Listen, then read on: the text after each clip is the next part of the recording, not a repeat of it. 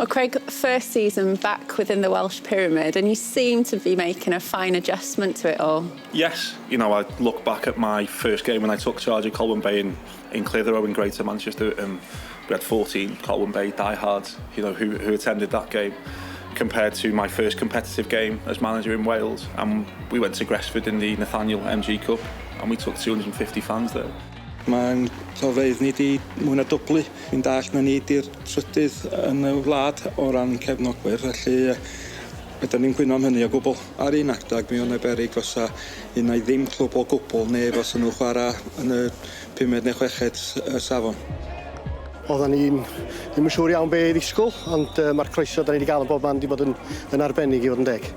Wasn't happy to start with, but we would have folded if we hadn't have done. So, you know. Do you really believe that the club would have gone? Definitely. So it's better to, you know, still have the club than to fold. But wherever they might be, this club, you'll still be here? Oh, yes, I'll still be here, yeah. Until I'm on my Zimmer frame and I can't get here, yeah. Be sy'n neud y clwb yma yn special ar hyn o bryd?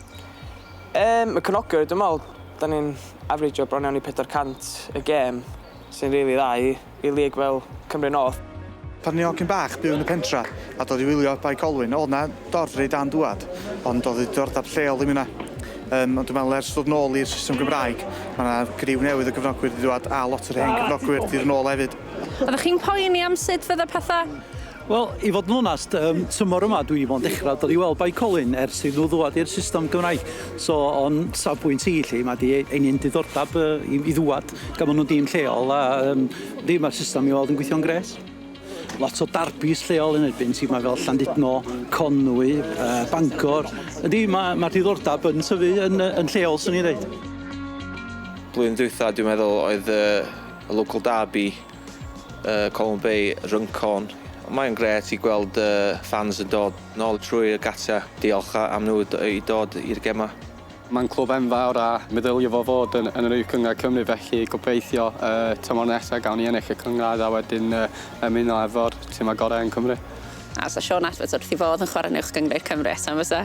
Triod, mynd yn hen rwan. To put a brand new team together, to be where we are now in the table, a really good Welsh Cup run, caused an upset along the way by beating Airbus. I think it would be fair to say that, you know, we have probably achieved more than what we thought we would. But we intend to work very, very hard to one day rub shoulders with the big boys in the coming Premier. Welsh football's in such a good place at the moment. You look at how well the national team are doing, the strength of the Cymreig Premier, the rebranding of Tier 2 in the north and the south. The interest, the appetite to support local teams is huge. That's been reflected in the attendances that we've had here. You know, we are a proud Welsh town, we're a proud Welsh team, and we're really proud to be playing our part in Welsh football at the moment.